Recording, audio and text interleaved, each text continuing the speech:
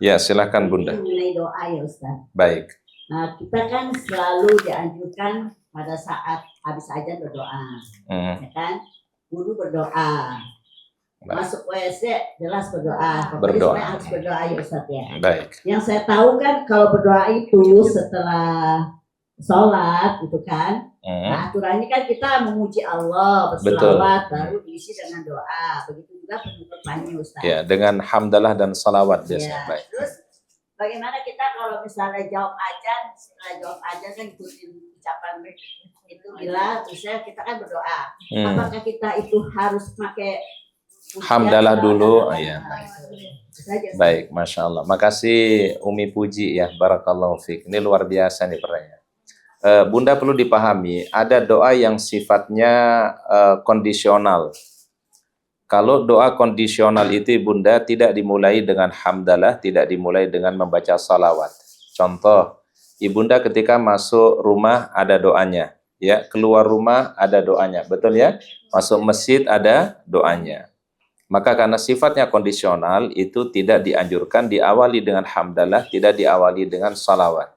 Ya. Kita masuk kamar mandi nggak perlu awali dulu dengan alhamdulillah kemudian berselawat baru baca Allahumma inni a'udzubika minal khubuthi wal khabais. Karena doa itu kondisional Ibunda.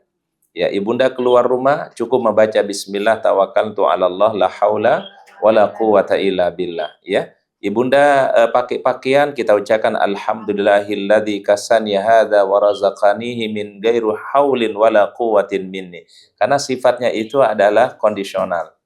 Nah, tapi kalau doa yang sifatnya Ibunda meminta secara khusus, ya, misalnya habis salat Ibunda meminta, habis tahajud Ibunda meminta, atau mungkin habis baca Quran kita meminta kepada Allah, di situ dimulai dengan hamdalah, baca salawat kepada Nabi.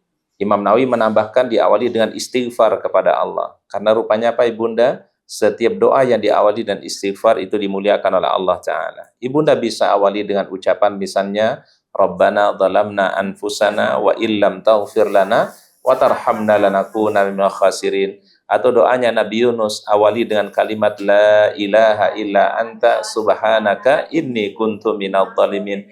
Atau Bunda awali dengan sayyidul istighfar juga boleh. Gak ada masalah Bunda ya. Nah, sesudah membaca itu semua tadi hamdalah, salawat, istighfar, baru Ibunda minta apa menjadi hajatnya. Karena ada cerita di zaman Nabi begini Bunda. Jadi ada seorang laki-laki masuk Masjid Nabawi, ya. Tiba-tiba langsung berdoa. Itu kan bukan kondisional sebenarnya. Dia langsung masuk masjid berdoa kepada Allah Ta'ala. Ia meminta sesuatu. Tanpa dimulai dengan hamdalah, tanpa dimulai dengan salawat, ditegur sama Nabi. Apa kata beliau? Innahu rajulun ajul. Dia laki-laki yang terburu-buru, tergesa-gesa. Jadi Allah Ta'ala senang Ibunda kalau kita berdoa diawali dengan memuji Allah. Karena Allah yang pantas untuk dipuji. Betul ya Bu ya?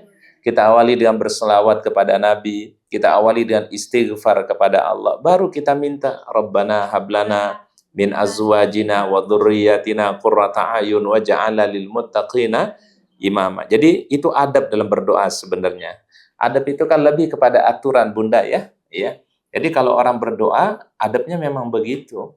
Ya, kemudian nanti ditutup dengan berselawat dan ditutup dengan membaca alhamdulillah. Minimal kalimatnya di ujung doa kita, subhana rabbika rabbil izzati amma yasifun wa salamun alal mursalin walhamdulillahi rabbil alamin. Kalau kita tidak hafal dah itu cukup walhamdulillahi rabbil alamin. Jadi membuka dengan hamdalah, menutup juga dengan hamdalah. Itu kalau doanya yang bukan kondisional. Ya. Ya, jadi kalau yang kondisional Ibunda nggak perlu diawali dengan hamdalah. Keluar rumah, ya habis adzan nggak perlu diawali dengan hamdalah. Paham Ibunda? Tadi yang Ustaz sampaikan itu baca Al-Quran ya. Itu nggak kondisional. Habis baca Quran bukan kondisional Ibunda. Ya, Ibunda nih habis baca Quran, Ibunda berdoa. Kan termasuk bagian tawasul kepada Allah. Tolong ditulis Ibunda, tawasul itu ada 3. Kalau kita bahas dalam bab akidah, tawasul itu ada 3. Pertama namanya tawassul dengan asmaul husna. Ya, bertawassul dengan nama-nama Allah yang mulia. Kita sebut nama-nama Allah dalam doa-doa kita. Contoh misalnya ya hayyu ya qayyum bi rahmatika astaghits, seperti doa di waktu pagi, ya. Bertawassul kepada Allah dengan asmaul husna. Yang kedua, bertawasul kepada Allah dengan amal soleh. Ya, pertama tadi Bunda apa? Bertawasul kepada Allah dengan nama-nama yang mulia atau asmaul husna. Yang kedua adalah bertawasul kepada Allah dengan apa? Dengan amal-amal soleh. Ya, artinya kalau habis ibunda lakukan kebaikan, kita boleh berdoa kepada Allah.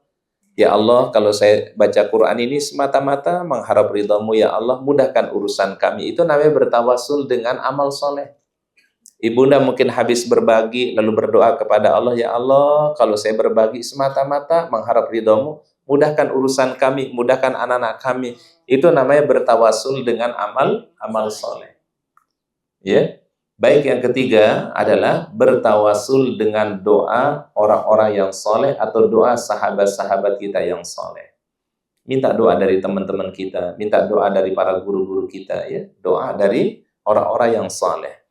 Karena kenapa? Doa orang soleh itu termasuk doa yang sangat diijabah oleh Allah Subhanahu wa Ta'ala. Bahkan Rasul mencontohkan sendiri kan, ya, ketika Umar mau berangkat ke tanah suci, mau berangkat umroh, apa kata Rasul? Wahai Umar, jangan lupakan aku di dalam doa-doamu. Jadi Rasul aja minta doa kepada sahabatnya. Karena Umar orang baik, ya, Umar orang soleh, ya. Dan itu menunjukkan ketawaduannya Nabi, Bun. Selevel Rasulullah, selevel Nabi Muhammad saja masih minta doa dari sahabat-sahabatnya. Maka di sini Bunda, ya, tidak ada teman kita yang baik kecuali kita berkumpul di majelis ilmu. Maka apa kata Imam Syafi'i? Perbanyaklah teman-teman baikmu di dunia ini. Karena kenapa? Karena mereka nanti bisa menjadi syafaat pada hari kiamat. Ya, jadi tidak ada besi yang paling terbaik itu kecuali di majelis ilmu. Betul ya Bu? Ya, kita dikumpulkan di majelis ilmu. Tadi Ustadz dapat info dari beliau. Ini kan sudah lama di pengajian ya Bu ya. Sudah 24 tahun, Masya Allah. Ini kalau kuliah ini Bunda mohon maaf, kalau kuliah udah lebih S3 Bun. Iya, udah S7 mungkin ya. Bun, S1 4 tahun. S2 2 sampai 3 tahun ya. Baik, udah 7 tuh. Tambah doktor 3 tahun. Berarti orang kuliah aja sampai sini cuma 10 tahun.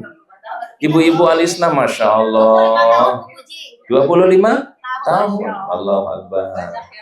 Ya, luar biasa. Oh, dari sini. Ada majelis salim yang lain. Alhamdulillah, Masya Allah. Dan rupanya beliau sering ikuti kajian Ustadz di Jannatul Firdaus di Galaksi, Masya Allah. Luar biasa. Di YouTube, Masya Allah. Bu Ayu Hujan, Masya Allah. Oh, Bu Ayu di sini juga ya. Oh, jadi dari sini melahirkan banyak majelis ilmu ya. Betul. Ini namanya the power of mak-mak. The power of mama. Iya. Ya, tidak ada berkumpul yang terbaik itu kecuali berkumpul di dalam kebaikan. Ya, selalu saya katakan kalau kita berkumpul dalam kebaikan, ya kita saling mendoakan, ya, saling mengingat dalam doa-doa. Ya, karena kenapa? Karena kita tidak tahu dari teman-teman kita ini, ya, Waalaikumsalam, ya. Dari teman-teman kita ini ada doa-doa mereka yang dijawab oleh Allah Subhanahu wa Ta'ala. Sehingga kita nggak boleh meremehkan orang kan, tidak boleh kita menganggap orang itu mungkin kurang ya, bisa jadi mungkin dia lebih baik dari kita. Ada satu kalimat yang bagus sebenarnya Bunda. Kapan orang disebut sebagai orang yang mulia atau orang yang baik ya? Apa kata para salafus saleh ketika seseorang mengatakan orang lain lebih baik daripada dirinya? Ya Bu ya. Jadi ketika kita mengatakan, oh teman saya ini si A lebih baik daripada saya. Jangan kebalikannya. Jangan kita merasa saya lebih baik dari dia, jangan. Ya. Mungkin pendapat dia lebih benar daripada pendapat saya. Mungkin dia lebih baik daripada saya. Mungkin dia lebih dekat dengan Allah dibandingkan dengan saya. Ya, kalimat inilah kalau kita biasakan akan menjadikan kita nanti tawadhu. Tawadhu itu rendah hati, ya. Tidak merasa lebih dari orang, tidak merasa lebih baik daripada orang, karena kita lihat orang lain itu lebih baik dibandingkan dengan kita, ya. Dan ini yang kita belajar terus insya Allah, menata hati kita, menata akhlak kita ya Bunda ya, supaya menjadi lebih baik dan terus lebih baik. Baik. Iya betul Bun. Baik, ada yang lain? Iya, Masya Allah. Memang benar kalau Ibu Puji yang nanya mah banyak pertanyaannya ya. Baik, silakan Bunda. Kita kan biasa kalau habisnya sebelum ngaji di niatkan dulu dong. Nanya. Setelah ngaji itu di rumah biasanya itu, apakah boleh doa Allahumma hamna bil Quran? Itu Baik. kita berdoa dengan bahasa kita sendiri dan kita mengerti. Baik, Ibunda sebenarnya doa setelah membaca Quran monggo dengan bahasa Indonesia boleh, pakai bahasa Arab juga boleh. Doa tadi itu termasuk bagian namanya doa khutmul Quran Ibunda. Habis Ibunda baca Quran, doa tadi Allahumma arhamna bil Quran waj'alhu lana imaman wa nura wa hudan wa rahmah. Itu doa khutmul Quran. Dan itu dibaca oleh Abdurrahman Sudais kalau di Masjidil Haram di bulan Ramadan. Ibunda kalau dengerin Syekh Sudais diperhatikan nggak doanya Ibu? Syekh Sudais lagi ngimamin, lagi baca doa khutmul Quran, Ibunda perhatikan nggak itu? Salah satu doanya yang dibaca tadi, Bu. Allahumma arhamna bil Quran waj'alhu lana imaman wa nura, dan seterusnya. Warzuqhu lana tilawatahu ana al-laili wa atrafan nahar. Itu kita memohon kepada Allah supaya diberikan kemudahan membaca Quran baik di waktu malam maupun di waktu apa? Siang. Ibunda tolong ditulis dua hal Ibunda. Kata para ulama, kalau ingin mendapatkan berkah, waalaikumsalam. Kalau ingin dapatkan berkah hidup itu cuma dua. Gak ada yang lain, Bu. Ini paling utama ini.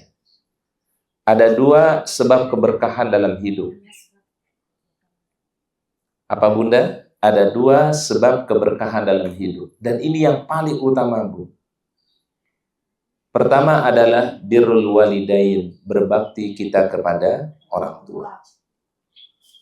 Bunda yang masih punya orang tua dan Ibunda mengurus orang tua, itulah jalan keberkahan yang paling utama, Bu. Betul, Bu? Ibunda, biasanya orang tua itu lebih nyaman diurus sama siapa, Bu? Anak laki sama perempuan? Sama anak perempuan. Ibunda, tolong manfaatkan kesempatan yang Allah Ta'ala berikan semasa orang tua hidup, muliakan beliau, urus beliau, berikanlah kemuliaan untuk beliau, insya Allah itu jalan surga yang paling utama yang Allah Ta'ala berikan. Ya Bu ya, makanya suami yang baik itu suami yang mensupport istrinya untuk berbakti kepada orang tuanya. Ya Bu ya, laki-laki nggak boleh ego, kemudian tidak memberikan kesempatan kepada istrinya untuk berbakti kepada orang tuanya, nggak boleh Bu. Ya, ingat Ibunda, keberbaktian kepada orang tua itu menjadi kewajiban yang terus ada hatta orang tua sudah tidak ada di dunia. Maka kalau ingin berkah hidup kita, kata para ulama adalah carilah berkah itu melalui kedua orang tua. Ya, siapapun ingin berkah hidupnya, muliakan orang tua. Ada satu kisah di zaman Nabi Sallallahu Alaihi Wasallam. Ada laki-laki Bunda itu dibacakan talqin nggak bisa, Bu. Ya, disuruh ucapkan qul la ilaha illallah, disuruh katakan la ilaha, nggak bisa dia. Nggak bisa ucapkan. Maka kemudian Rasul bertanya kepada para sahabat yang ini, apakah anak muda ini punya orang tua? Ada ya Nabi. Akhirnya ya diutuslah seorang sahabat kepada orang tuanya. Ini ibu, kalau ibunda enggak mau ridhoi ini anak, maka nanti akan dibakar. Ya. Karena kalau enggak ridho orang tua, ini anak ini enggak bakalan bisa ucapin kalimat la ilaha illallah. Ya. Maka kemudian apa kata orang tuanya? Raditu, aku ridho. Itu aja kata ibunya. Begitu dia bilang aku ridho, itu kemudian Rasul bimbing itu anak laki-laki, anak muda tadi ucapkan la ilaha illallah. Itu anak muda langsung bisa ngucapin. Bun, ini makanya ibunda semua ini doanya ibu-ibu itu 3 kali lipat mustajabah dibandingkan laki-laki. Bu, suami itu doanya diijabah 1 kali. Kalau istri seorang ibu itu diijabahnya 3 kali lipat. Ini makanya hati-hati ibunda. Ya, jangan sampai kita berkata yang kurang baik untuk anak kita. Jangan sampai berkata yang kurang pas untuk anak kita. Doanya ibu-ibu diijabah 3 kali sama Allah. Suami 1 kali diijabah. Nih, usah berdoa sama Allah sekali diijabah. Istri doa 3 kali, Bu. Ya, makanya ibunda itulah mulia seorang wanita, mulia seorang ibu. Maka ibunda bersyukur kalau masih ada punya orang tua dan ibunda bisa ngerawatnya, bisa memuliakan, itu kebaikan yang Allah Ta'ala berikan. Ya, baik. Sebab keberkahan yang kedua itu bunda, dan ini paling utama bunda, keberkahan membaca Al-Quran. Kalau ingin barokah hidupnya bunda, ingin barokah keluarganya bunda, ingin barokah kesehariannya, jangan lepas daripada Al-Quran. Barakatul Quran. Ya Bu ya. Jadi cuma dua keberkahan itu Bu. Pertama, keberkahan apa tadi? Birrul walidain. Yang kedua, tilawatil Quran. Keberkahan melalui membaca Al-Quran. Jadi bunda ketika baca Quran, harapkan mudah-mudahan menjadi sebab keberkahan dari Allah Subhanahu wa Ta'ala. Ya. Baik. Ada pertanyaan yang lain nih bunda? Silakan. Bun, ada yang mau bertanya lagi Bun? Ya, silakan bunda. Yang pendapat gini, sebenarnya dok, fungsi ayah dan ibu itu sama, jadi tidak ada kelebihan misalnya seorang ibu itu harus gimana katanya. Karena apa namanya, fungsinya sebenarnya sama katanya. Iya. Terus pertanyaannya kita gak ada di Al-Quran itu surat Al-Rijal, yang ada tuh surat An-Nisa. Kemudian betul. Ibu itu melahirkan, ayah tidak melahirkan, tapi kan ayah punya peran juga. Iya, yang mencari nafkah, yang berusaha dasarnya. Tapi maksudnya fungsi ibu itu kan yang ayat yang riwayat itu ya yang mengatakan bahwa 3 kali. Oh itu katanya cuma temporer aja waktu saat itu. Hanya di zaman Nabi aja gitu. Iya, jadi fungsinya itu sebenarnya sama. Baik. Nanti Ustadz akan hubungkan dan hukum fikih. Baik. Cukup bunda pertanyaan? Baik. Bun, Ustadz mau tanya. Seorang anak ada rezeki dan ia ingin mengumrohkan kedua orang tuanya, tapi hanya untuk satu orang saja. Coba Ustadz tanya. Mungkin dulu pernah Ustadz tanya di majelis ta'lim ini, Bun. Bun, ada anak ingin mengumrohkan orang tuanya, tapi dia punya hanya satu tiket saja deh, satu kesempatan saja. Kira-kira siapa yang kita dahulukan untuk kita umrohkan? Ibu. Ini kalau ini masih hidup dua-duanya ya. Ini hanya sebenarnya masalah mana yang kita pilih. Ya, mana yang prioritas. Maka kata para ulama, ummuka itu dalilnya ibunda. Kecuali sang ibu bilang begini, udah ibu nggak usah berangkat, biar ayahmu aja dulu berangkat. Baru ayah didahulukan. Iya. Betul, ya, dan perlu mahram juga ya, paham ibunda? Tapi kalau ditanya ibunda, mana yang lebih diutamakan dulu? Ibu dulu. Baik, itu dalil yang pertama Bun. Dalil yang kedua adalah, kalau di Al-Quran itu selalu disebutkan, berbaktilah kepada kedua orang tua. Berarti sifatnya umum ya, sama kedudukannya, ayah dan ibu sama. Tetapi ketika berbicara tentang ibu itu dirincikan nama Allah Bun. Hamalathu ummuhu wahnan ala wahnin. Ibunya mengandung dalam keadaan susah, melahirkannya dalam keadaan susah. Wa fisaluhu fi amain. Dia disapih di usia 2 tahun. Siapa yang punya tugas itu? Ibunda yang melahirkan, yang menyusui. Itu ya seorang ibu. Dan Masya Allah ibunda, memang sunatullahnya ibunda, itu akan terjadi ikatan yang kuat antara seorang anak dengan ibu itu. Ya, ayah juga punya peran yang tentu luar biasa, tetapi dalam posisi tertentu, posisi seorang ibu itu apa? Begitu adalah mulia. Oleh karenanya Muhammad ibunda, kalau terjadi perpisahan antara suami dan istri, siapa yang punya hak untuk mengasuh anak? Ibunya. Apalagi di bawah umur belum balik, itu seorang ibu yang utama. Nanti kalau anak itu udah besar, sudah balik, baru disuruh memilih mau sama ibunya atau mau sama ayahnya.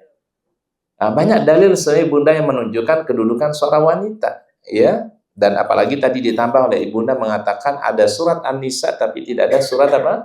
Ar-Rijal. Uwais Al-Qarni menggendong dari Yaman untuk berhaji ya. Dan itu kemuliaan Bun. Dan Muhammad ibu-ibu biasanya anak laki-laki itu sangat peduli kepada ibunya. Betul?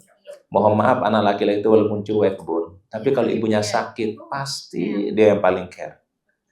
Anak laki-laki itu memang begitu, Bun. Ibunda manggil dia sembari main HP, sembari ngerjain apa. Itu anak laki-laki, psikologinya laki-laki memang begitu, Bun. Ya, Bu ya. Anak laki-laki itu kalau sudah fokus pada sesuatu ibunda, itu dia satu aja difokusin. Kalau dia sedang pegang HP itu aja, atau dia sedang mainkan apa aja, itu aja dia fokusin. Makanya ibu-ibu kalau mau menasihatin anak laki-laki, tungguin dulu sampai selesai. Terkadang ibu-ibu kagak sabar. Betul, Bun? Betul nggak, Bu? Biarin aja selesai dulu, Bu.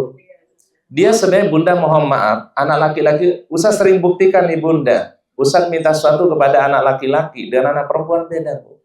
Anak laki-laki kita minta, walaupun dia sedang memegang benda atau memainkan sesuatu, dia denger tuh. Ya. Kalau anak perempuan kan begitu disuruh langsung lepas ya. Kalau anak laki enggak. Berkali-kali dulu, sekali, 2 kali dia, tapi dia denger, Bu. Ya, Bu ya, itu fitrahnya anak laki-laki. Anak perempuan kan beda. Makanya kenapa Rasulullah SAW kalau bersama anak laki-laki itu kan beliau memberikan pembelajaran berbeda dengan anak perempuan. Ya.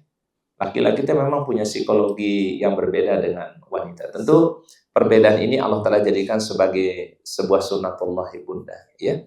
Makanya di dalam keluarga itu kan tidak mungkin sama semuanya, Bu. Pasti ada sisi-sisi perbedaan. Nah, sehingga di dalam tarbiyah itu ada 4 tahapan yang harus kita pahami, Bu. Pertama namanya ta'aruf. Apa ta'aruf? Saling mengenali dulu. Ya. Ibunda jangan selalu berpikir sesuai dengan perasaan ibu-ibu, juga memposisikan bagaimana terhadap suami kita. Tafahum, saling memahami. Demikian juga suami jangan hanya berpikir untuknya, tapi bagaimana memahami istrinya. Tafahum namanya, Bu. Saling memahami.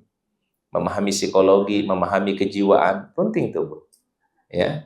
Jadi kalau ada hal-hal yang berbeda cuma masalah, ya sebenarnya ada kan terkadang ibunda suami maunya apa, istri maunya apa. Padahal tujuannya bagus dua-duanya, Bun. Si laki-laki maunya seperti ini, si perempuan maunya seperti ini. Betul nggak, Bun? Itu kalau nggak disaling pahami itu bisa berantem terus setiap hari, Bun ya.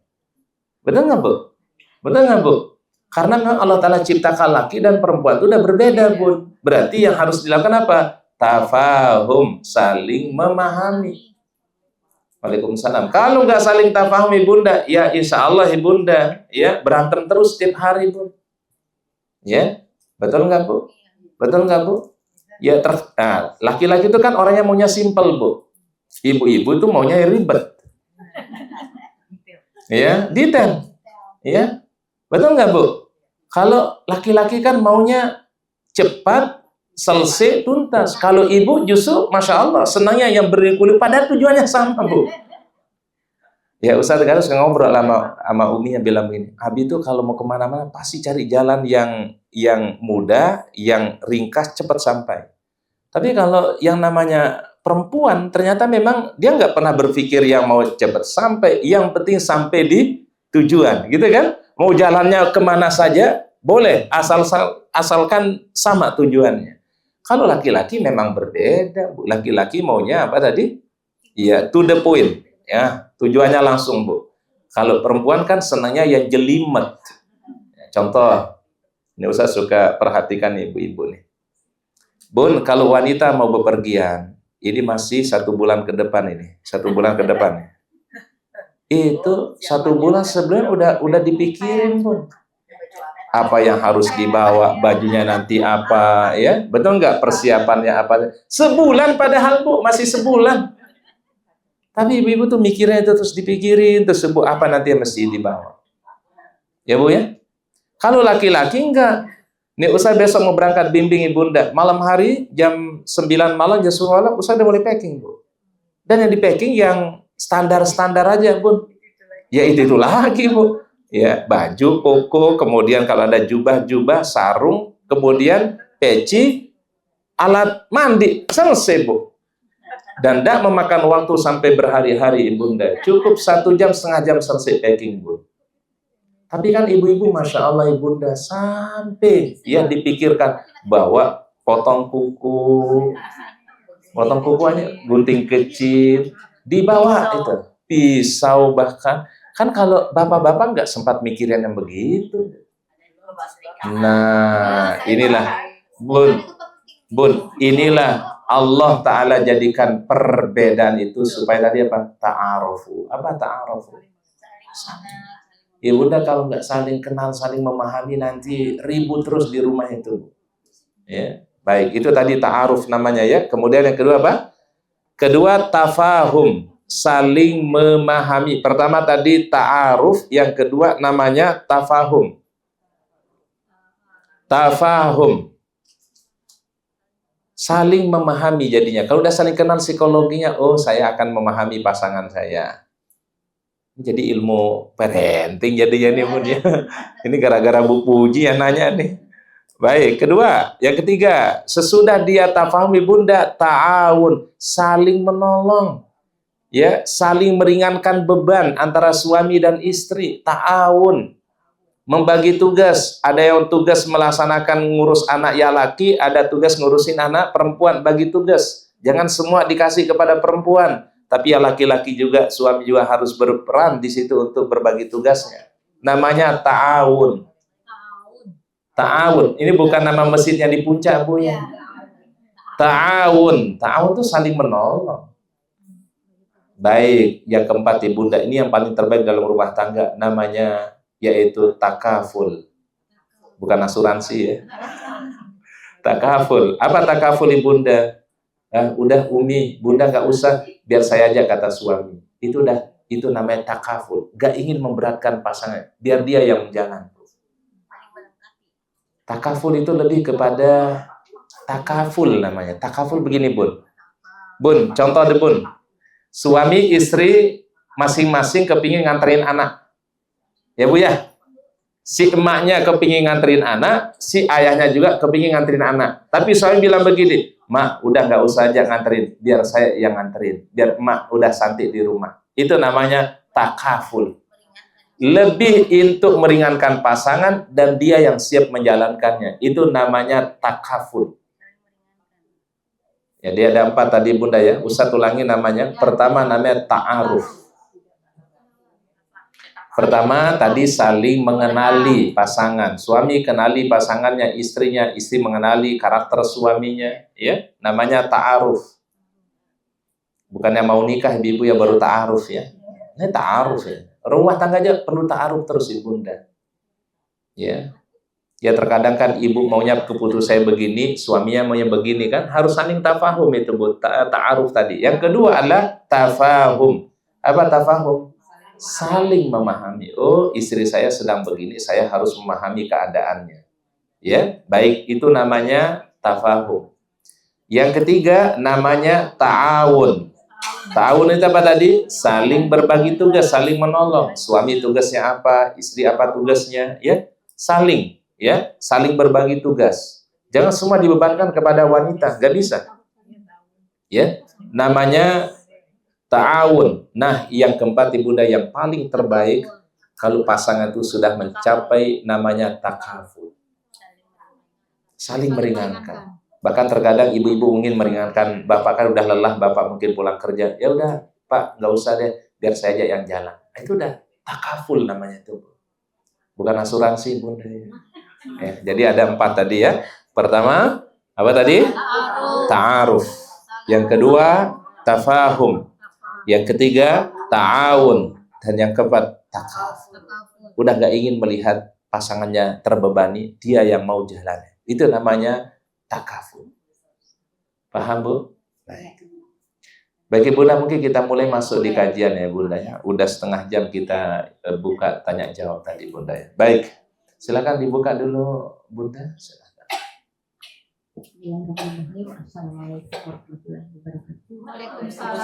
Waalaikumsalam warahmatullahi wabarakatuh. Baik Bapak, kita mulai saja dengan tema pagi ini ialah tenangkan hatimu, Allah mengatur yang terbaik. Insya Allah kita bahas sama-sama bersama Ustaz Ahmad. Jadi selama kurang lebih 1 jam. 1 jam kurang. Baik, Masya Allah. Barakallahu fikum.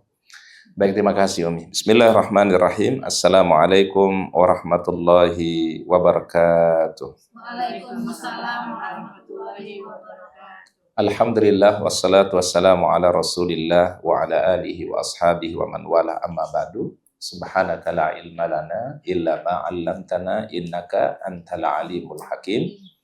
Allahumma anta rabbi la ilaha illa anta khalaqtani wa ana 'abduka wa ana ala ahdika wa wa'dika mastata'tu a'udzu bika min syarri ma sana'tu abu'u laka bi ni'matika alayya wa abu'u bi dzambi faghfir li fa innahu la yaghfiru dzunuba illa anta.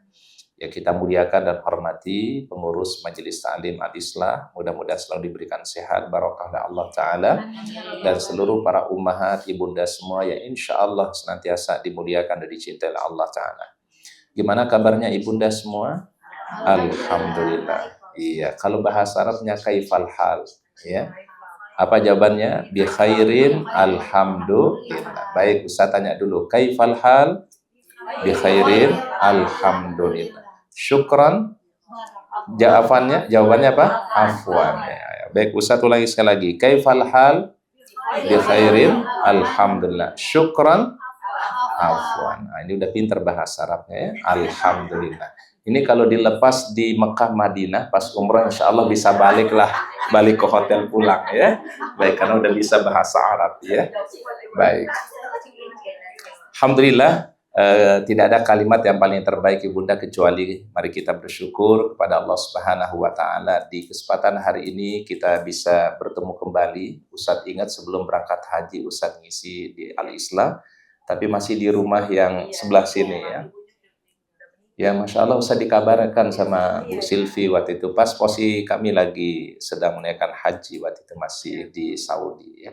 Alhamdulillah kita bersyukur kepada Allah Ta'ala ya, pada hari ini kita bisa berkumpul, bermajelis karena Allah.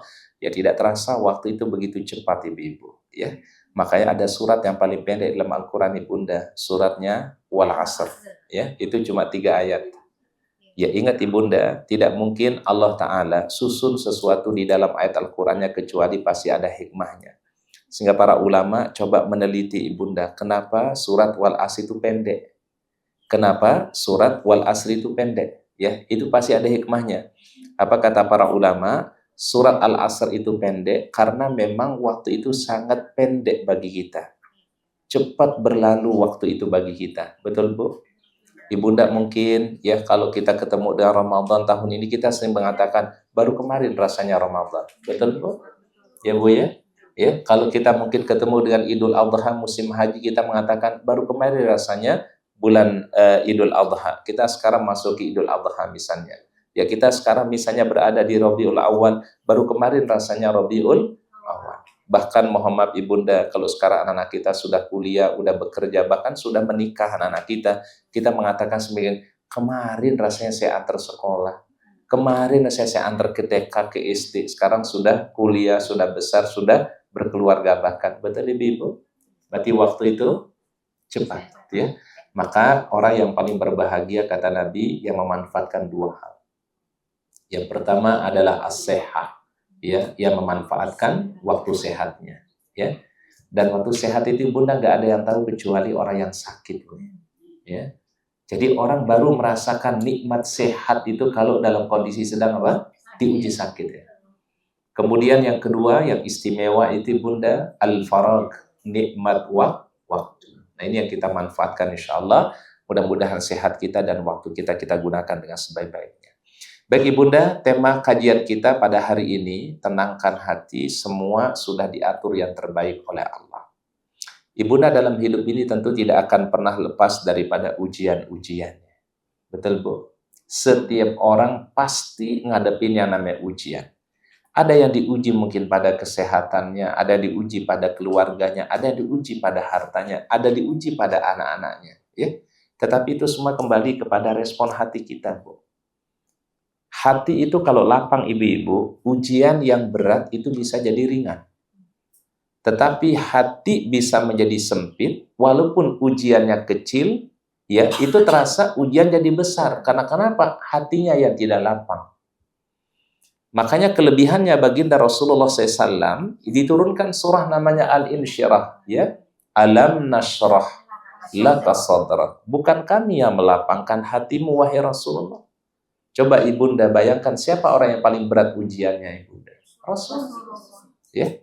Ada satu dialog ibunda ya. Aisyah radhiyallahu anha berdialog dengan Nabi. Dialognya kurang lebih begini ucapannya, Bu. Wahai Rasulullah, adakah hari yang paling berat yang Anda hadapi melebihi daripada perang Uhud? Kan perang Uhud itu ibunda mohon maaf beliau terluka, beliau patah gigi geraham beliau, kena panah baginda Nabi SAW. Ada enggak situasinya lebih berat dari itu wahai baginda Rasul? Kata beliau, na'am. Ada kata beliau. Na'am, ada. Jadi perang Uhud itu udah berat, ya, udah besar musibahnya. Ternyata ada musibah yang lebih berat dari itu. Apa ibunda? Ketika beliau datang ke Taif. Ya, bunda ya. Ya, sekarang kalau jamaah umrah itu ibunda, sekarang biasanya diajak ke Taif, ya, untuk menyaksikan di situ ada peninggalan sejarah di masa Nabi Sallallahu Alaihi Wasallam, tempat di mana Nabi SAW waktu itu dihadang oleh orang Taif, bahkan tidak hanya dihadang bunda, dilempari, ya, diludahi, dilempari sampai berdarah-darah baginda Nabi SAW, Bun. Kalau Uhud itu perang itu terasa berat, ini ada lebih berat kata beliau, ya. Karena kenapa? Tujuannya beliau datang baik-baik, tetapi kemudian disambut dengan tidak baik. Kalau orang berperang kan memang tujuannya sama, Bun, ya, fisik. Tapi kalau Taif itu perasaan, ibunda, ya. Orang kan mau maaf ibunda, orang kalau memiliki tujuan baik, ya, tapi tiba-tiba disakiti, berat itu, Bu. Ya, itu yang dialami Nabi Sallallahu Alaihi Wasallam. Sampai-sampai ibunda beliau terluka-luka, kemudian beliau berteduh di satu tempat namanya sekarang Qu'un Nabi. Ya, nanti ibunda kalau ke Taif ada lokasi namanya Qu'un Nabi sebelah kanan jalan, ya, di pinggir jalan itu ada satu tempat dulu di mana Nabi SAW istirahat mengadu kepada Allah Ta'ala. Tentu tidak ada tempat curhat yang paling terbaik kecuali siapa? Allah. Tidak ada tempat kita mengucapkan hasbunallah wa ni'mal wakil, ni'mal maula wa ni'man nasir, kecuali hanya kepada Allah. Maka kemudian datang malaikat Jibril, ibu. Masya Allah. Kira-kira mau ngapain Jibril, Bu? Menawarkan sesuatu kepada Nabi. Wahai kekasih Allah, wahai orang yang dicintai oleh Allah, apa yang Anda minta hari ini, kami akan lakukan. Kalau sekiranya pegunungan Taif ini, dan gunung Taif itu gunung yang apa namanya, bisa dikatakan struktur gunungnya itu adalah berbeda dengan gunung pada umumnya, Bun. Itu bahkan di situ ada kelok 9, Bu. Ada orang Sumatera Barat sini. Ya, ada kelok 9 ya, Bu ya. Saya usah nggak tahu tuh kelok berapa tuh kalau di Taif itu ya, Bunda, ya. Berkelok-kelok, Bun. Begini, Bu, lebih ekstrim lagi, Bu, dibandingkan yang di Sumatera apa namanya Barat tuh, Bu. Ya, ya, itu kan kalau di Sumatera Barat namanya kelok 9. Ampe-ampe ya. Iya. Itu Masya Allah. Nggak kebayang gimana Nabi SAW dulu, Bu. Maka ditawarkan tadi, bagaimana kalau kami lemparkan gunung ini kepada mereka dan kami hancurkan mereka sehancur-hancurnya. Bun, kira-kira kalau kita ditawarin kayak gitu nolak nggak? Ya tafadhol. Ya, ini ada orang nyakitin kita ya, ada nyakitin kita, kemudian tiba-tiba datang bala bantuan, Bun. Bu, mau ditolong nggak? Kami akan selesaikan mereka yang nyakitin ibunda. Bu, kita, seneng banget, alhamdulillah, ya, dapat bantuan tuh, ya. Tapi apa jawabannya kekasih Allah Ta'ala ini, Bunda? Allahumma hdi qaumi fa innahum la ya'lamun. Dalam riwayat yang lain dikatakan, Allahumma ghfir li qaumi fa innahum la ya'lamun. Ada dua hadisnya. Satu riwayat mengatakan, ya Allah berikan hidayah kepada mereka. Tapi satu riwayat mengatakan, ya Allah ampunilah mereka. Itu kalimatnya Nabi. Bayangkan disakiti, tapi masih mendoakan yang terbaik. Lalu apa kata beliau? Ya Allah, kalau sekiranya mereka belum beriman kepadamu, aku berharap nanti anak keturunan mereka lah mengucapkan asyhadu alla ilaha illallah wa asyhadu anna muhammadar rasulullah. Terbukti Bunda, Masya Allah, di Fathu Mekah nanti kemudian orang yang paling banyak masuk Islam itu wa ra'aitan nasa yadkhuluna fi dinillahi afwajan. Siapa mereka? Kata para ulama, ahlu Taif. Orang-orang Taif yang dulu nyakitin Nabi, yang dulu menyakiti Nabi, meludahi Nabi, ngelempari Nabi, mereka lah yang paling banyak masuk Islam ketika terjadi Fathu Mekah berkat doanya Nabi. Berarti ibunda, setiap ujian itu pasti ada hikmah di balik itu semua. Yang namanya ujian pasti di awalnya berat. Yang namanya ujian pasti berat bagi hati kita. Sakit rasanya hati kita, Bun. Tapi di balik ujian itu pasti ada hikmah-hikmah dari Allah Subhanahu wa Ta'ala. Baik, tolong dibuka dulu ibunda surahnya Al-Hadid, surah yang ke-57 pada ayat 21 sampai ayat yang ke-23. Baik, silakan ibunda, kami ulangi sekali lagi, dibuka suratnya Al-Hadid pada ayat yang ke-21 sampai ayat yang ke-23. Ya, 57 bunda ya. Baik. Iya. Sudah ketemu bunda? Boleh dibaca bun, silakan. Ayatnya ayat 21 sampai ayat 23 bun, silakan. Berlomba-lombalah kamu untuk mendapatkan ampunan dari Tuhanmu dan surga yang luasnya seluas langit dan bumi, yang disediakan bagi orang-orang yang beriman kepada Allah dan Rasul-Rasulnya. Itulah karunia Allah yang diberikan kepada siapa yang Dia kehendaki, dan Allah mempunyai karunia yang besar. Baik, ayat berikutnya bunda. Setiap bencana yang menimpa di bumi dan yang menimpa dirimu sendiri, semuanya telah tertulis di dalam kitab Lauh Mahfuz sebelum kami mewujudkannya. Sungguh yang demikian itu mudah bagi Allah. Baik, ayat berikutnya. Agar kamu tidak bersedih hati terhadap apa yang luput dari kamu, dan tidak pula terlalu gembira terhadap apa yang diberikannya kepadamu. Dan Allah tidak menyukai setiap orang yang sombong dan membanggakan. Baik, mohon diperhatikan. Ini ayat ibunda seakan-akan turun kepada kita semua saat ini. Turun ketika kita diberikan ujian, cobaan oleh Allah Ta'ala. Turun seakan-akan memberikan motivasi kepada hati kita, pada jiwa kita. Ya Bu ya. Jadi bayangkan ibunda setiap baca Quran itu, kalau baca Quran, tadaburi ibunda, bayangkan seakan-akan ayat ini sedang memberikan nasihat kepada kita. Allah Ta'ala sedang berdialog kepada kita. Allah Ta'ala sedang memberikan satu pesan-pesan indahnya kepada kita semua. Ya. Apa firman Allah Ta'ala ibunda? Sabiqu ila maghfiratin min rabbikum. Dan berlomba-lombalah kalian untuk mendapatkan ampunan dari Allah.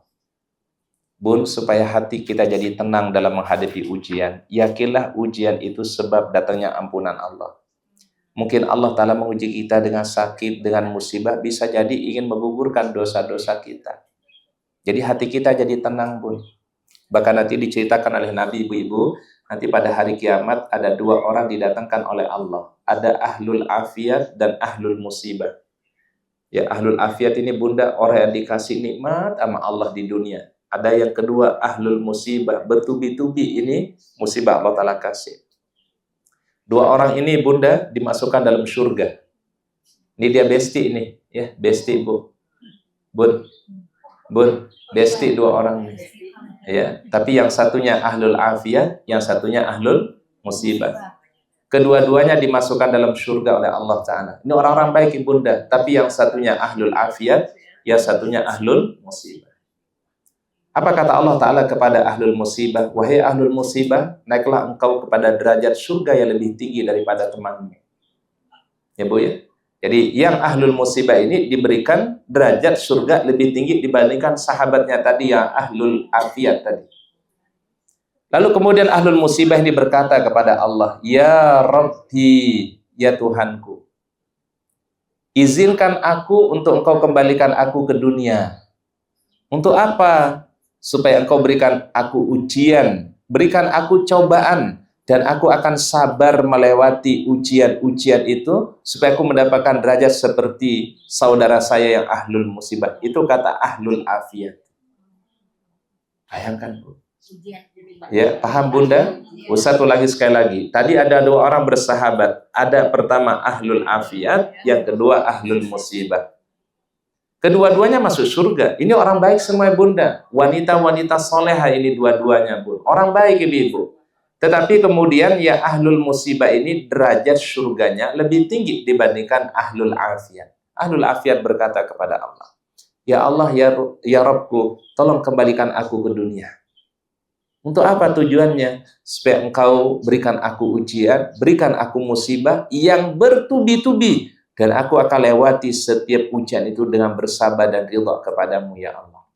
Supaya apa? Supaya derajat surgaku sama dengan ahlul musibah. Itu yang disebutkan dalam Al-Quran, wa basyiris sabirin alladzina idza asabathum musibatun qalu inna lillahi wa inna ilaihi raji'un.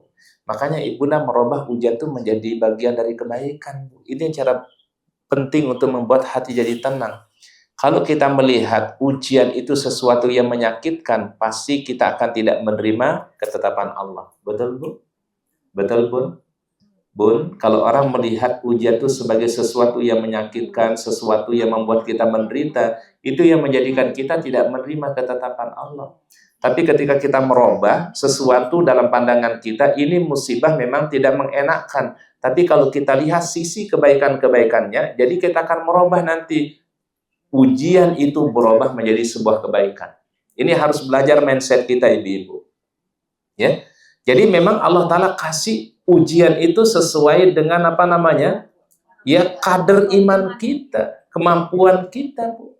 Ya, Bu ya. Dan ingat ibunda, Allah Ta'ala pasti menguji setiap hambanya. Tidak ada yang tidak diuji. Ada nggak yang tidak diuji dalam hidup ini oleh Allah? Ada, semua diuji. Bahkan terkadang ibunda, Ustaz suka berpikir begini, Bun, kalau kita sedang dikasih ujian sakit ya, coba bayangkan orang ada yang lebih berat dibandingkan dengan kita, Bu. Ada nggak yang lebih berat penderitaannya dibanding kita? Ada. Contoh, Ahlu Gaza. Mana Ahlu Gaza itu, Bun? Orang Gaza. Kita ini belum ada apa-apanya, Bu, ujian kita ini, Bu. Mereka sudah diuji dengan sakit, penderitaan, peperangan, dan seterusnya. Bahkan terpisah dari orang mereka cintai. Kehilangan keluarga, kehilangan anak, kehilangan orang tua, kehilangan pasangan, kehilangan saudara. Bertubi-tubi ujiannya. Kita mungkin masih diuji ya mungkin dengan kadar gula yang naik. Paham, Bun? Kolesterol yang naik. Ya, Bu ya? Ya, betul nggak, Bun? Ya, itu ujian kita, Bu.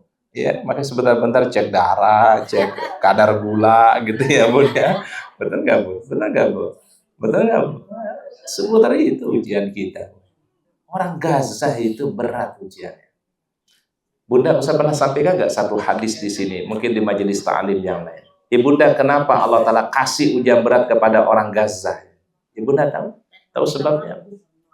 Ternyata sudah disampaikan 14 abad yang lalu oleh baginda Nabi. Apa kata beliau? Dan ini Rasul kalau ngomong nggak pernah meleset, nggak pernah salah. Apa kata beliau? Tidak ada orang yang paling kuat kesabarannya menghadapi ujian Allah kecuali Ahlus Syam, kecuali penduduk Syam. Maka Allah Ta'ala siapkan, Bu, dengan berbagai macam ujian mereka, Allah Ta'ala kasih tingkat kesabaran yang tidak pernah terbandingkan dengan orang-orang lain pada umumnya, Bu. Ibaratnya Bunda, mentalnya mereka itu udah mental apa, Bu? Mental baja, Bu. Kuat, ya. Dan itulah tentu Allah Ta'ala yang lebih tahu, Bun. Coba perhatikan orang Suriah, Palestina. Kemarin Ustadz Haji Muhammad Ibunda, ini mungkin cerita sedikit tentang haji. Ustadz Haji tahun ini ngelihat ada satu hal yang berbeda di Madinah kemarin. Itu kami satu hotel Bunda dengan orang-orang Suriah, Bu. Ya. Dan Muhammad banyak yang gak punya kaki, Bu. Ya. Gak punya kaki. Rupanya mungkin pemerintah Arab Saudi memberikan hadiah haji kepada mereka, Bu. Jumlahnya sampai mungkin 50-60 orang, Bu. Satu hotel dengan kami, Bu. Muhammad kakinya ada yang pakai besi, Bu. Ya, kakinya pakai besi. Ya, ada yang tangannya nggak ada. Ya. Dan ternyata mereka korban peperangan, Bu. Ustaz mikir-mikir, punya Allah, kita dikasih tangan yang apa namanya, yang normal, kaki normal, Masya Allah. Ya. Tapi yang Ustaz lihat, Bunda, tidak ada wajah bersedih, senyum. Itu orang kalau nggak kuat jiwanya, kalau nggak tenang hatinya, nggak mungkin, Bu. Betul nggak, Bu? Dia segitunya diuji, keadaan fisiknya udah seperti itu, Bun. Masih ketawa, masih bisa senyum. Luar biasa, Bu. ketemu orang dia senyum gitu Ibu. Berarti di situ yang paling utama apanya Bu? Jiwanya. Betul Bu ya? Kan kalau jiwa itu baik, jiwa itu tenang, akan tampak juga dari luar kan? Ya, dia terlihat wajahnya bergembira, wajahnya kemudian merasa bahagia, terlihat. Kalau kita mungkin dikasih ujian seperti itu, kita nggak kuat Bu. Ada saat lihat ya Allah kakinya itu disambung pakai besi Bun. Pakai besi disambung kakinya Bun. Ya. Maha kuasa Allah Ta'ala. Ya, artinya adalah benar ucapan Nabi, tidak ada orang yang paling berat ujiannya kecuali siapa tadi? Ahlus Syam, dan orang yang paling bersabar menghadapi ujian Allah Ta'ala. Pantas ibunda mereka lah yang akan dipersiapkan untuk membebaskan Baitul Maqdis, Masjidil Aqsa. Ya Bu ya. Makanya yang kita bisa lakukan cuma satu Bu, kita doakan mereka, mensupport mereka. Mudah-mudahan Allah Ta'ala memberikan kemenangan dalam perjuangan saudara-saudara kita di Gaza. Ya. Baik, itu tadi ya. Berlomba-lombalah di dalam meraih apa Bun? Ampunan. Berarti supaya tenang hati kita ibunda, tolong jadikan musibah itu sebagai sebab mudah-mudahan diampuni dosa-dosa kita oleh Allah. Tidaklah seorang bersedih kata Nabi, tidaklah seorang mengalami sakit, tidaklah orang sampai luka saja yang melukai kakinya, kecuali dosa-dosa yang akan diampuni oleh Allah Ta'ala. Ya. Baik, yang kedua, tadi yang kita berlomba-lomba itu apa yang pertama? Berlomba-lomba untuk mengejar apa? Ampunan Allah, sehingga hati kita jadi lebih tenang. Oh, saya dikasih ujian supaya mendapatkan ampunan Allah, tenang hati kita. Kemudian yang kedua, yang kita berlomba-lomba itu adalah wajannatin, kejarlah surganya Allah. Berarti orang yang diuji dengan sakit, diuji musibah oleh Allah Ta'ala siapkan surga yang terindah nanti di sisinya. Wajannatin, Allah Ta'ala siapkan bagi orang yang diuji apa? Surganya Allah. Dan pahala, ingat ibunda, kata Rasul, ada 3 amalan yang pahalanya unlimited. Ada 3 amalan yang pahalanya unlimited. Pertama, ibunda, ajrus sabirin, pahala orang-orang yang ketika diuji mereka bersabar. Itu pahala mereka ibunda unlimited. Bukan 10 kali, bukan 70 kali, bukan 700 kali, tapi unlimited. Tanpa batas. Kedua ibunda, ya Allah Ta'ala kasih pahala yang tidak terbatas, ajrus shaimin, pahala orang yang berpuasa. Baik puasa yang wajib ataupun puasa-puasa yang sunnah. Ibunda kerjakan puasa hari Senin, hari Kamis, Ayyamul Bid misalnya, maka Allah Ta'ala memberikan pahala yang tanpa terbatas, unlimited. Pahala apa bunda yang kedua? Pahala orang-orang yang berpuasa. Yang ketiga, al-afina 'anin nas, pahala orang-orang yang memaafkan. Ada orang yang salah, kita maafkan, kita berikan toleransi, kita berikan dia waktu, ya, kita tangguhkan terlebih dahulu sampai dia diberikan kemudahan, kita maafkan saudara kita, itu adalah pahala unlimited Allah Ta'ala kasih. Ada apa amalnya tadi Bun? Ada 3 ya. Pertama, ajrus sabirin, pahala orang-orang yang bersabar. Ya. Kedua, ajrus shaimin, pahala orang-orang yang berpuasa. Dan yang ketiga, ajrul afina 'anin nas, pahala orang yang memaafkan. Ini unlimited, Bu. Tidak terbatas pahalanya, Bu. Ibunda baca Quran 1 huruf berapa? Cuma 10. Ibunda salat pahalanya berapa? 10 kali. 1 salat subuh 10 kali, salat zuhur 10 kali, salat asar 10 kali, salat maghrib 10 kali pahalanya kan? Kemudian Isya 10 kali. Makanya kita salat 5 waktu itu sama dengan 50 kali salat. Berarti dilipat gandakannya hanya 10 kali. Tapi kalau tadi itu bunda unlimited. Tidak ada yang tahu berapa pahala mereka kecuali hanya Allah. Ya, berapa golongan tadi yang pahalanya unlimited? Ada 3. Pertama, pahala orang-orang yang bersabar. Sehingga ibunda kalau ada orang diberikan ujian, itu kabar baik dari Allah. Mudah-mudahan Allah Ta'ala ingin memberikan pahala yang tidak terbatas. Ya. Dan memang ibunda pasti pahala yang besar itu juga ujiannya pasti, rintangannya pasti juga berat. Makanya kan ada istilah al-jaza bin jinsil amal kan? Jadi balasan tergantung dari jenis perbuatan. Semakin berat itu perbuatan, semakin besar pahalanya. Bunda, orang sabar itu mudah nggak? Mudah nggak? Susah kan? Karena dia susah, pahalanya besar. Ya. Kan ada cerita Ibunda, pernah dengar nggak cerita yang begini, Bu? Ada seorang emak-emak, Bu. Ya, emak-emak itu berarti ibu-ibu ya. Ya, Bun. Bun sedang menangisi putranya yang meninggal dunia di kuburan, Bun. Dan ini menjadi dalil nanti bolehnya ziarah kubur bagi wanita, Bun. Paham, Bun? Jadi kalau ada orang nanya, Ustadz boleh nggak perempuan ziarah kubur? Menurut para ulama, boleh ziarah kubur. Pertama, dalilnya umum kan? Disunahkan ziarah kubur. Tentu kalau disunahkan berlaku bagi laki dan perempuan.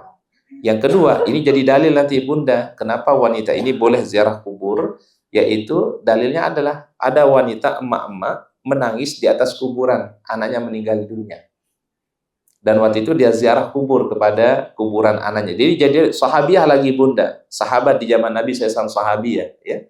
Nah, kemudian dia menangis gitu Bunda, datang Rasulullah SAW. Apa kata Rasul? Isbiri ya ummah. Apa isbiri? Bersabar wahai sang ibu. Dia nggak tahu kalau yang negur ini Nabi SAW. Apa kalimatnya? Ini kalau bahasa kita sekarang ya, bahasa terjawab bebas gini nih, ya. Kalau ngomong mah mudah. Paham, Bun? Yang ngerasain berat. Sering nggak kita dengar kalimat ini, Bunda? Sering ya? Kalau yang ngomong bilang sabar mudah, tapi yang menjalankan berat.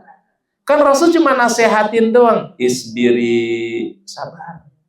Ya, tapi rupanya ibu ini keluar kata-kata yang tidak pantas, sampai menyalahkan takdir, sampai menganggap kenapa Allah Ta'ala bersikap demikian, ya, kenapa harus mengambil anak putra yang kesayangannya. Kan berarti sudah tidak menerima apa? Ketetapan Allah. Maka Rasul ngingetin, isbiri ya ummah. Apa isbiri? Sabar. Malah ibu tuh ngomong gitu tadi. Yang ngomong sih mudah, yang ngejalaninnya berat. Rasul pergi pulang ke rumah, Bun. Dilihatlah oleh seorang sahabat tadi karena berkata kasar kepada Nabi. Karena dia nggak tahu, Bun, yang negur tadi itu apa? Nabi SAW. Ibu itu diingetin, wahai emak-emaknya. Mak, tadi yang ngingetin itu baginda Rasul. Ya, yang mengikuti Anda itu adalah Rasulullah. Astagfirullah. Dia merasa bersalah, Bun. Dia buru-buru datang ke rumah Nabi SAW karena sempat berkata kalimat yang tidak pantas kepada Nabi. Ya memang dia kan nggak ngelihat Bunda ya, karena Rasul cuma bilang isbiri ya ummah, ibu ini ngomel, Bu. Makanya jangan berhadapan sama ibu-ibu. Ya, nggak selesai semua. Petugas itu paling takut sama ibu-ibu. Ya, nih kalau ada bapak-bapak naik motor, naik mobil, ada kesalahan, ada ibu punya kesalahan, pasti yang diberhentiin itu adalah bapak-bapak. Petugas itu terkadang seakan-akan nggak lihat aja ada ibu-ibu. Daripada masalahnya panjang, udah biarin aja. Ya, inilah kehebatannya siapa? Ibu-ibu, emak-emak tadi. The power emak-emak. Nah, jadi ceritanya ditegur oleh Rasulullah SAW. Kemudian dia tidak tahu kalau itu Nabi SAW. Diingat oleh sahabat tadi yang menegur itu Rasulullah SAW. Dia merasa bersalah, Bu.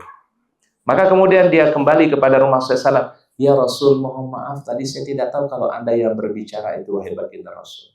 Nah, apa kata Nabi? Beliau tidak menyalahkan ibunda. Apa kata beliau? As-sabru inda sadmatil ula. Itu sebab turunnya kalimat itu, Bunda. Sebab bicara Nabi, sabar itu dilihat oleh Allah pas awal kejadian. Jadi sabar yang paling utama itu, Bunda, adalah sabar ketika awal kejadian, Bunda. Begitu kita dengar kalimat orang tua kita meninggal dunia, di situ akan teruji kita nerima atau tidak. Di situ akan terlihat kita bisa ridho atau tidak. Di situ akan teruji, ini adalah bagian ketetapan Allah Ta'ala yang tidak bisa saya elakkan. Kalau itu yang bisa kita jaga, itulah sabar yang paling hebat, kata Nabi. As-sabru inda sadmatil ula. Sabar itu pas terjadi benturan pertama, ya, atau ketika kejadian pertama. Biasa kejadian pertama itu membuat shock biasanya. Makanya sadmah. Sadmah itu kalau dalam bahasa artinya benturan. Orang kalau kena benturan pasti apa yang terjadi, Bun? Shock, ya. Itu Muhammad sampai terkadang itu langsung lemes, Bu. Ya. Itu dunia itu kayaknya sudah the end, Bu. Ya, sudah dunia ini seakan-akan sudah berakhir ya Ibu. Ya udah kiamat rasanya Bu. Tidak, itu letak sabar yang paling apa Bu?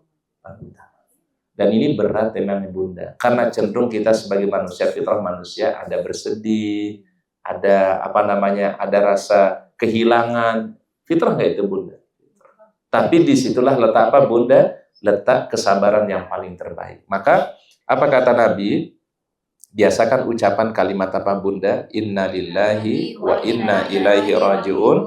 Ditambah dengan ucapan Allahumma jurni fi musibati wakhluf li khairan minha. Itu kalimat terbaik Bun. Saya ulangi sekali lagi. Inna lillahi wa inna ilaihi raji'un. Allahumma jurni fi musibati wakhluf li khairan minha. Ya Allah, berikanlah pahala pada musibah-musibah ini dan berikanlah ganti dengan yang lebih baik. Di balik ujian ini pasti ada kebaikan-kebaikan ya Allah. Itu hati jadi tenang Bun.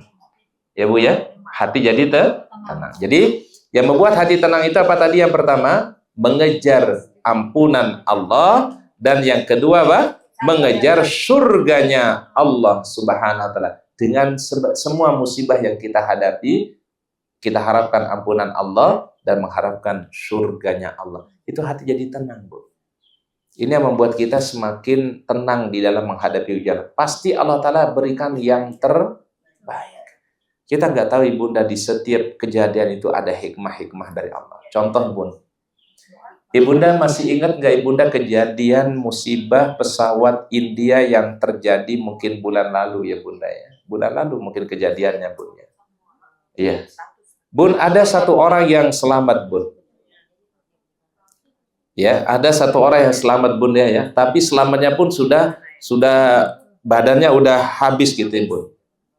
Tapi ada yang menarik Ibu. Ada seorang wanita telat sampai ke bandara. Cuma hitungan 10 menit telat sampai bandara Bun. Jadi pesawatnya sudah take off, ini wanita baru sampai di bandara. Mungkin bedanya waktunya itu cuma 10 menit Bun. Tapi Masya Allah Ibu, dengan dia telat itu Ibunda, Allah telah selamatkan wanita itu dari insiden musibah itu Bu. Bu, apa yang kita ambil pembelajaran? Pasti wanita tadi Bun, ketika berangkat dari rumah menuju bandara, pasti dia akan cek jam, mesti harus tepat waktu. Betul Bu? Tapi ternyata di dalam perjalanan terjadi macet Bu. Kalau terjadi macet pasti kita akan apa Bu? Pasti shock. Apalagi pesawat sebentar lagi mau terbang, ya. Udah dipikir tuh Bun, nanti akan telat, tidak kebagian pesawat. Yang kedua, tiket hangus. Betul kan Bu? Baik, pasti ada rasa apa Bunda? Bersedih, kecewa dan seterusnya. Baik, tapi begitu sampai di bandara, dikabarkan kepada wanita ternyata pesawatnya mengalami insiden musibah. Kira-kira wanita itu apa kalimatnya dia akan ucapkan? Jadi kalau Ustadz boleh ambil pembelajaran Bu, seringkali kejadian-kejadian hidup itu kita awali dengan yang tidak mengenakan, tapi berakhir dengan kebaikan. Kalau boleh dikatakan, ini disebut dengan sengsara membawa nikmat. Ya, itu kan cerita di Sumatera Barat tuh ya. Ya. Bu, kisah apa itu Bu? Sengsara membawa nikmat. Bu, iya, atau Waringgi ya. Ada kan cerita sengsara membawa nikmat tuh Bu. Jadi terkadang memang ujian itu Ibu seringkali di awal menyakitkan, tetapi berikutnya ada kebaikan. Baik, ayat berikutnya mari kita perhatikan Ibunda.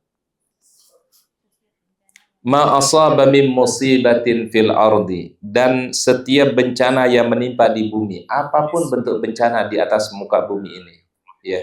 Apa saja bentuk bencana Bunda di atas muka bumi? Tolong disebutkan apa Bunda misalnya? Gempa bumi, apa banjir, apalagi longsor, tsunami, angin apa namanya itu Bun? Puting beliung. Kalau di Amerika itu namanya Katrina. Kok nama perempuan ya Katrina namanya ya? Iya, kemudian banyak nama angin lah di sana itu ya. Ya. Nah tapi namanya perempuan gitu, Katrina namanya Bu ya. Baik. Itu semua kejadian-kejadian itu Bunda sudah ditetapkan sama Allah. apapun yang terjadi di atas muka bumi ini. Ingat ibunda, bumi ini ternyata dia bisa mengetahui keadaan manusia. Pernah dengar nggak Isya bilang begini? Bumi itu akan merasa tenang ibunda ketika orang di atasnya itu orang-orang baik. Ya Bu ya, ini bumi ini akan tenang nih. Ya, yang kita pijakin ini, kalau ditempati sama orang baik, tenang dia Bu. Tapi bumi ini akan merasa gerah ya. Gerah itu apa bunda? Gerah itu. Merasa nggak tenang, gelisah. Kalau di atas bumi ini orang-orang yang jahat, orang-orang zalim. Bayangkan. Ya, sampai dampaknya apa kata Nabi SAW? Sampai karena kezaliman manusia, kejahatan manusia, itu air yang datang dari langit itu tidak diturunkan sama Allah. Makanya bunda mohon maaf ketika terjadi kemarau panjang, itu salah satu tanda Allah Ta'ala tidak suka kepada perbuatan manusia. Mungkin ada perilaku manusia yang yang menyimpang, ya. Itu hujan tidak diturunkan sama Allah. Ketika hujan tidak diturunkan berarti tidak ada rumputan, tidak ada tumbuh-tumbuhan. Sedangkan tumbuhan-tumbuhan itu dibutuhkan oleh siapa? Hewan ternak. Jadi tumbuh-tumbuhannya tidak ada, ya, gersang. Kemudian hewan-hewan juga pada mati. Gara-gara siapa? Perbuatan manusia. Jadi memang benar firman Allah Ta'ala, tampak kerusakan di bumi dan di laut itu adalah karena tangan manusia. Nah ini yang mengkonfirmasi, nanti ada hadis, ibunda pasti hafal hadisnya ini ibunda. Apalagi udah ta'lim 25 tahun. Ya Bu ya, kan Ibu Alislah ini ta'limnya 25 tahun. Ada hadis tentang talabul ilmi. Pernah dengar hadis begini Bu dalam talabul ilmi? Sesungguhnya orang-orang yang belajar talabul ilmi akan didoakan oleh seluruh para malaikat. Betul nggak Bu? Betul Bu? Bahkan seluruh yang ada di alam semesta ini mendoakan untuk yang talabul ilmi. Sampai kata Nabi, semut yang ada di lubangnya, ikan yang ada di dasar sungai dan laut, itu akan mendoakan bagi talibul ilmi. Ini kalau ada semut di sekitar ini doain kita nih. Ya Bu ya? Ya, jadi semut itu bukan hanya makanin Bu? Makanin kue dan seterusnya ya. Itu doain. Pertanyaan kita ibunda, apa yang dimasukkan semut dan ikan mendoakan bagi yang mencari ilmu? Kira-kira apa maknanya ibunda? Pertama maknanya memang benar-benar mendoakan. Dia bertasbih mendoakan bagi orang yang mencari ilmu. Tapi ada tafsiran yang kedua yang bagus bunda. Apa kata para ulama? Makhluk Allah Ta'ala yang ada di di bumi ini, apa tadi? Ikan, semut, itu merasa senang mendoakan orang-orang berbuat kebaikan. Tetapi dia akan merasa risih kalau di bumi ini dirusak. Makanya kalau ada tanaman yang dirusak, hutan yang dibabat, hutan yang dirusak, itu yang terganggu itu bukan hanya manusia, yang terganggu itu sampai makhluk Allah Ta'ala yang lainnya, Bu. Itu maknanya, ibunda, ikan, semut pun juga mendoakan bagi orang berbuat baik. Berarti mafhumnya ibunda, mafhum mukhalafah ibunda, kalau orang berbuat kezaliman, berbuat kejahatan, yang makhluk Allah Ta'ala punya yang lain juga menjadi apa, Bu? Jadi merasa tidak senang, Bu. Ya Bu ya? Nah ini artinya ibunda, apapun kejadian di atas muka bumi inilah semata-mata karena ketetapan Allah. Wala fi anfusikum, semua kejadian yang ada juga pada dirimu. Apa yang terjadi pada diri kita, Bun? Musibah pada diri kita apa contohnya, Bun? Sakit, ya. Apalagi, Bu? Ya, kelemahan, ya. Kemudian yang tadi mungkin fisik kita kuat, sekarang tiba-tiba terasa lemah fisik kita, Bun. Dulu, Masya Allah, lari bisa berapa kilo. Sekarang bisanya cuma jalan doang. Ya, Bu, ya. Betul nggak, Bun? Betul nggak, Bu? Dulu kemana-mana bawa parfum. Sekarang ala-ala parfum ada plusnya juga, Bun. Parfum plus. Ya, Bu, ya. Betul nggak, Bu? Betul nggak? Dulu rasanya kalau ngafal, sekali dengar langsung hafal. Sekarang berulang kali, kagak hafal-hafal, Bu. Ya, Bu. Betul nggak, Bu? Betul nggak, Bu? Ya. Itu ada masanya, Bun. Ya. Ya. Dulu Masya Allah ingatannya masih kuat, sekarang ingatan kita sudah mulai lemah. Ya. Kemudian dulu Masya Allah rambut hitam, indah, bagus, sekarang udah putih. Ya. Ya, Bu ya. Itu nasihat semua, Bu. Kemudian lutut sudah mulai sering sakit-sakitan, Bu. Ya. Dulu Masya Allah sholatnya berdiri, sekarang sholatnya duduk. Ya, Bu ya. Dulu naik tangga bolak-balik, alhamdulillah sekarang naik tangga seringkali istirahat di tangga. Itu sunatullah. Ya Bu ya. Makanya ibunda sebenarnya kematian itu dikasih nasihat dalam tubuh kita kata Allah. Betul nggak? Ajal itu kan sebenarnya nasihat dari kita, tapi ada di fisik kita Bu. Contoh, fisik sudah nggak kuat, mata mungkin sudah mulai melemah, pendengaran mungkin sudah mulai berkurang, ya. Bukan mendengar, itu memang begitu Bu. Ya, mata sudah mulai udah kabur, ya Bu. Itu semua sunatullah Bu. Ya, betul nggak Bu? Ya, dulu masya Allah, alhamdulillah. Dulu kita makan apa saja bisa kita makan Bu. Sekarang kita sudah mulai pilih-pilih tuh, ini makanan yang perlu dimakan, ini yang mungkin tidak dimakan. Betul nggak Bu? Jadi memang itu sunatullah tuh Bu. Tidak bisa kita hindari itu Bunda ya. Baik, itu tadi firman Allah. Wala fi anfusikum, apapun kejadian yang dialami pada diri kalian, illa fi kitabim min qabli an nabra'aha. Itu sudah kami tetapkan di Lauhul Mahfuz. Ya. 50.000 tahun sebelum penciptaan langit dan bumi, Allah sudah tetapkan takdir untuk seluruh makhluknya. 50.000 tahun sebelum penciptaan langit dan bumi. Berarti ibunda, setiap kejadian itu Allah Ta'ala lebih tahu. Setiap peristiwa itu pasti ada kebaikan-kebaikannya yang Allah Ta'ala berikan. Mungkin kita yang tidak sampai hikmahnya. Mungkin tidak sampai kepada pikiran kita. Tapi pasti Allah Ta'ala berikan yang terbaik. Makanya apa kata Rasul dalam hadis sahihnya, aku sangat kagum kepada seorang beriman. Allah selalu mentakdirkan yang terbaik untuk hamba-hambanya. Ya, bisa jadi yang menurut kita tidak baik, itu mungkin lebih baik di sisi Allah. Yang mungkin kita benci, itu mungkin yang lebih mulia di sisi Allah Ta'ala. Betul nggak Bu? Ya. Yang kita harapkan justru itu mungkin tidak baik di sisi Allah Ta'ala. Tidak ada yang tahu. Ya. Baik, apa tujuannya? Inna dzalika 'alallahi yasir, itu sangat mudah bagi Allah. Berarti takdir bisa dirubah Ustaz? Bisa. Betul? Ini dalilnya. Takdir bisa dirubah ini. Inna dzalika 'alallahi yasir. Allah Ta'ala punya ketetapan tapi bisa merubah ketetapannya. Dengan apa Ustaz? Pertama dengan ikhtiar yang baik. Maka kita tugaskan kita berikhtiar Bu. Berbuat yang terbaik, lakukan yang terbaik. Itu ikhtiar kita pun supaya dikasih yang terbaik. Yang kedua, ad-doa. Apa ad-doa? Doa-doa kita. Yang ketiga adalah husnudzan billah. Ya bisa merubah takdir adalah husnudzan kita kepada Allah. Maka Allah Ta'ala akan memberikan sesuatu sesuai dengan prasangka kita kepada Allah. Paham Bun? Ada 3 yang bisa merubah takdir ya. Pertama, ikhtiar yang baik. Yang kedua, doa selalu kepada Allah. Dan yang ketiga adalah husnudzan. Apa husnudzan? Berbaik sangka kepada Allah. Apa yang dalam pikiran kita selalu positif, Ibunda.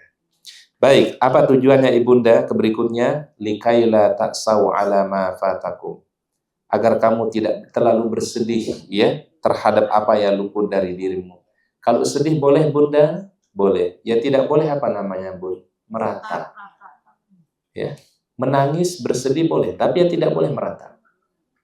Wala tafrahu bima atakum, tapi juga jangan terlalu senang, terlalu euforia ketika engkau diberikan kebaikan oleh Allah. Berarti apa? Ini ibu-ibu senangnya nyerempet. Ini deh kalau ibu-ibu nih, Ustaz padahal nggak pernah mikirin itu, tapi ibu-ibu luar biasa. Luar biasa. Makanya jangan ngelawan ibu-ibu. The power of mak-mak. Ya. Nah, jadi euforia itu boleh, tapi jangan berlebihan. Berarti yang paling bagus yang mana? Yang sedang-sedang aja. Jangan berlebihan. Sedih jangan terlalu bersedih, larut dalam kesedihan. Kemudian jangan juga terlalu apa? Terlalu bersenang yang berlebihan. Maka Rasul mengajarkan apa? Doa habis salat itu Bunda yang diajarkan kepada Mu'az bin Jabal. Allahumma inni ala dzikrika wa syukrika wa husna ibadatika. Itu didawamkan terus Bun. Ya, sampai ada cerita begini. Ternyata Bunda, fadilah doa ini kalau dibaca, itu buat orang insya Allah cinta kepada kita. Senang kepada kita. Dimanapun kita berada nanti Bunda disukai Bu. Jadi nggak perlu pakai pelet Bu ya. Bu nggak perlu pakai apa? Pelet. Inilah pelet yang terbaik kata Nabi Bun. Jadi Bunda begini. Fadilah kalimat ini Bunda diajarkan kepada siapa tadi? Kepada Mu'az bin Jabal. Karena waktu itu Rasul bilang begini, wahai Muaz, aku cinta kepadamu, karena aku cinta kepadamu, tolong kamu baca setiap habis sholat. Allahumma inni ala dzikrika wa syukrika wa husni ibadatika. Terus di awal amalkan nama Muaz bin Jabal. Apa yang terjadi Bunda? Ketika beliau tinggal di Syam, di Suriah waktu itu Muaz bin Jabal, banyak orang yang cinta kepada beliau. Karena kenapa? Karena berkat doa mengamalkan doa tadi, Bu. Ya. Jadi Bunda, tidak ada amalan yang paling terbaik kecuali yang dicontohkan oleh Nabi SAW. Apa tadi kalimatnya? Allahumma a'inni ala dzikrika wa syukrika wa husni ibadatika. Artinya apa? Ya Allah, tolonglah aku untuk selalu berzikir kepadamu, mensyukuri nikmatmu dan ibadah dengan sebaik-baiknya. Baik, insya Allah mungkin itu yang bisa saya sampaikan pada kesempatan hari ini. Ya, semoga Allah Ta'ala berikan ilmu yang bermanfaat, Allah Ta'ala berikan kita keberkahan, dan mudah-mudahan ibunda semua sehat semua ya. Dan mudah-mudahan tema tadi menjadi penyegar untuk kita semua, selalu berhusnudzon kepada Allah, semua pasti diberikan yang terbaik sehingga hati kita menjadi lebih tenang insya Allah. Baik, dari Ustadz mungkin itu aja ya. Ya, baik, kita tutup dengan doa kafaratul majlis. Subhanakallahumma bihamdika asyhadu an la ilaha illa anta astaghfiruka wa atubu ilaik. Akhirul kalam. Assalamualaikum warahmatullahi wabarakatuh. Waalaikumsalam warahmatullahi wabarakatuh.